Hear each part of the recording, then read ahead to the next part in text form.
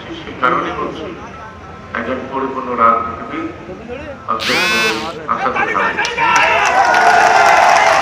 অন্যান্য নেতৃবৃন্দ এই চারিদিকে কুয়াশা দেখছি। সকালবেলা কুয়াশার কারণে বিলম্ব হয়েছে, এখনো কুয়াশা দেখছি। প্রকৃতি বলে দেয় বাংলাদেশের বর্তমান অবস্থাটা কি। অর্থাৎ আমরা যে সকল দাবি উল্লেখ করে এখানে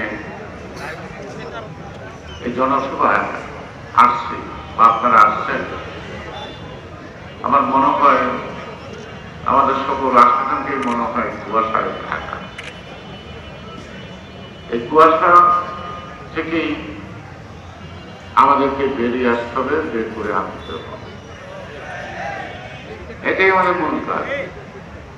অনেকেই বলেছেন যে আমি আপনাদের নির্দেশনা দেব না, আমি আসছি আপনাদের মনের কথা শুনতে,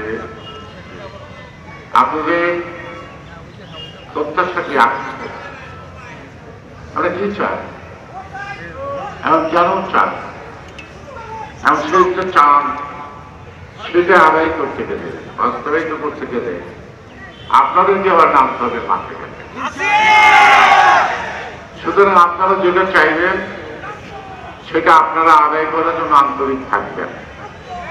আমরা উপর থেকে না বুঝে শুধু আপনাদের উপর চাপিয়ে দিই, সেটা কখনো সফল হবে না।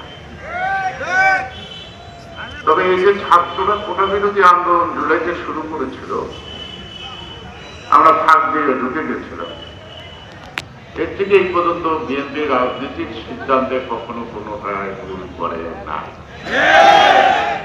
ভবিষ্যতেও জনগণের প্রত্যাশা পূরণে রাজনীতির কৌশলগত দিকগুলি আমি আশা করি পরিপক্বতার সাথে আমরা মোকাবেলা করতে পারব। দ্রব্যমূল্যের ঊর্ধ্বগতির কথা শুনেছি। একটি গ্রামে প্রায় 200 সভা করেছিলাম, শুধু গ্রামে ময় মুরব্বী এবং নারী পুরুষদের সমন্বয়। সেখানে বিএনপি বলতে কিছু না, সবাইকে। একজন স্কুল শিক্ষক আমাকে বলল, দেশে তো পরিবর্তন হলো, আশাবাদী বললাম, কিন্তু আমি তো কোনো পরিবর্তন আমার জীবনে দেখছি না। আমি তো একটা স্কুলের শিক্ষিকা, আমি আগে বাজারে যেতাম, যে মূল্যে কিনতাম, পরিবর্তনের পর দেখলাম না কমে আরেকটু বাড়ল। আমি ভাবছি আমার এই ছেলে মেয়েদের খাওয়াবো না পড়াবো, কোনটা করি? তাহলে জনগণের ভাষাটা কি মুখের ভাষা? আমাদের এইটাই তো। আজকে নিত্য প্রয়োজনীয় দাম লাগাচ্ছি, কিন্তু যেখানে পণ্যটা উৎপাদন হয় সেখানে কিন্তু কৃষক তার আসল টাকাও পায় না। তার মানে এই যে বাজার ব্যবস্থার মধ্যে যে একটা সিন্ডিকেট নামক কথা আছে, এই সিন্ডিকেটটা কিন্তু এখনো ধরা ছোঁয়ার বাইরে। এর বিরুদ্ধে সরকার কোনো পদক্ষেপ নিয়েছে অথবা জিনিসপত্র দাম কমানোর কোনো উদ্যোগ নিয়েছে, সেটা আমরা তো দেখি না। আপনারা দেখেন কিনা? আপনারা বলেন। আপনারা দেখতে পান না, দেখতে না পারার আরো কারণ আছে। কয়েকদিন আগে তেল গ্যাসের দাম বাড়াই হাসিনার এই ফ্যাসিবাদী সরকার পতনের আগে তেল গ্যাসের দাম বৃদ্ধি করার প্রতিবাদে কিন্তু সারা বাংলাদেশের আনাচে কানাচে আন্দোলন হয়েছে। এখন আন্দোলন হলো না, কেন হলো না? আমরা আন্দোলন কেন করছি না? কার বিরুদ্ধে আন্দোলন? আন্দোলনটা কতটুকু মানানসই? কারণ এই সরকারের দায়িত্ব একটা নির্বাচন করা, তারা নির্বাচনের ব্যাপারেও নাই, সরকার পরিচালনার দিকেও খেয়াল নাই। সকাল বিকাল আমরা জারি গান শুনছি, সংস্কার সংস্কার সংস্কার সংস্কার।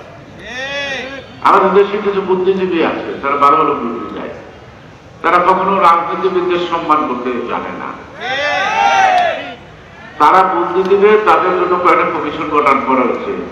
শুনলাম সেই কমিশনের যে সুপারিশ আছে তাদেরকে 600 পৃষ্ঠা, এই 600 পৃষ্ঠা ব্যাখ্যা করে পড়তে 6 মাস সময় লাগবে। তারপরে তারা ভাববেন কোনটা কোনটা গ্রহণ করবেন কি করবেন না। আন্দোলন হয়েছে এক দফা, ফ্যাসিবাদের পতন। কেন? সুষ্ঠু একটি অবাধ নিরপেক্ষ নির্বাচন। আমরা যার যার ভোট শেষে দিব, আমার পছন্দের মানুষকে আমি দেব। আমি জ্ঞান থেকে ভোট দিব, দিনের ভোট দিনে দেবো, রাত্রে দেব না। তার জন্য না, এই 16 বছর কিসের জন্য আন্দোলন?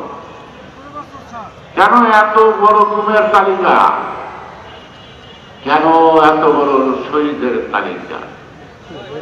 কত মানুষের বুক খালি গেলে মা বলতে পারে, কত ভাই হারা, কত মানুষ সন্তান হারা।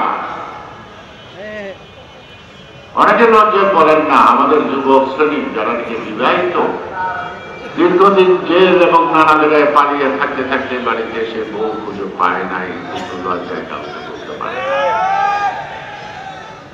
এমনি একটি দুরবস্থার মধ্য দিয়ে 16টি বৎসর অত্যন্ত ধৈর্যের সাথে জেল জুলুম ভুলিয়া যত নির্যাতনই হয়েছে, আমরা পিছপা বই নাই। বিএনপিকে নিঃশেষ নির্মূল করার চেষ্টা হয়েছে, কিন্তু বিএনপি কিন্তু নির্মূল হয় নাই, নিঃশেষ হয় নাই। আরো সাহসী, আরো প্রতিজ্ঞাবদ্ধ, আরো ঐক্যবদ্ধ হয়ে আসবে মাঠে। অর্থাৎ আমাদেরকে দেরি করতে শিখেছে হাসিনা, সাহায্য করেছে। আমাদেরকে লড়তে শিখেছে, মরতে শিখেছে শেখ হাসিনা। আর মরতে যখন শিখেছি, ভয় পাবার তার কোনো কারণ নাই। আমরাই পারি, আমরাই পারবো, আমরাই ইতিহাস সহি। আগে নাই আমরা এই স্বাধীনতার সার্বভৌমত্বকে রক্ষা করার জন্য জীবন দিতে পারি। আমরা এই আপোষের নেত্রী বেগম খালেদা জিয়ার মতো মাথা নত করতে শিখি নাই। দেশের বুঝতে, গণতন্ত্রের বুঝতে, জনগণের স্বার্থের বুঝতে আমার নেত্রী মাথা নত করেন না। জিয়াকে মানলে বিএনপি থাকবে না। খালেদা জিয়ার আগমনের পরে ওটা শেষ। খালেদা জিয়াকে জেলে দিলেন, আর এই যদি নির্যাতন করে বিএনপি থাকবে না, ওই পর্ব শেষ। বিদেশে বসে পার্টির ভারপ্রাপ্ত তারেক রহমান 6টি বছর দলকে সংগঠিত করা, একত্রিত করা, ফ্যাসিবাদকে মোকাবেলা করার জন্য দলের অভ্যন্তরে জনগণকেও তিনি আকৃষ্ট করতে সক্ষম হয়েছেন। এখন জিয়াউর রহমান যেমন শুধু বিএনপি নেতা না, এই দেশের একজন রাষ্ট্রনায়ক ছিলেন, খালেদা জিয়াও বিএনপির সীমানার মধ্যে সীমাবদ্ধ নয়। 18 কোটি মানুষের হৃদয়ের একটি উৎসাহের নাম, সাহসের নাম খালেদা জিয়া। আজও ক্রমান্বয়ে তারেক রহমানের পরিচয় শুধু বিএনপির বিদ্বেষ হইতে নয়, তিনি আজকে জনগণের কণ্ঠস্বর, তিনি আজকে জনগণের গণতন্ত্র ফেরত আনতে পারবেন এই বিশ্বাস সাধারণ মানুষের মধ্যে হয়েছে। এটাই আমাদের বড় কাল। এই কারণেই এত সংস্কার সহ্য করতে পারে না। নির্বাচন হলে বিএনপি ক্ষমতা আসবে, তো বিএনপি ক্ষমতা আসবে না, কাল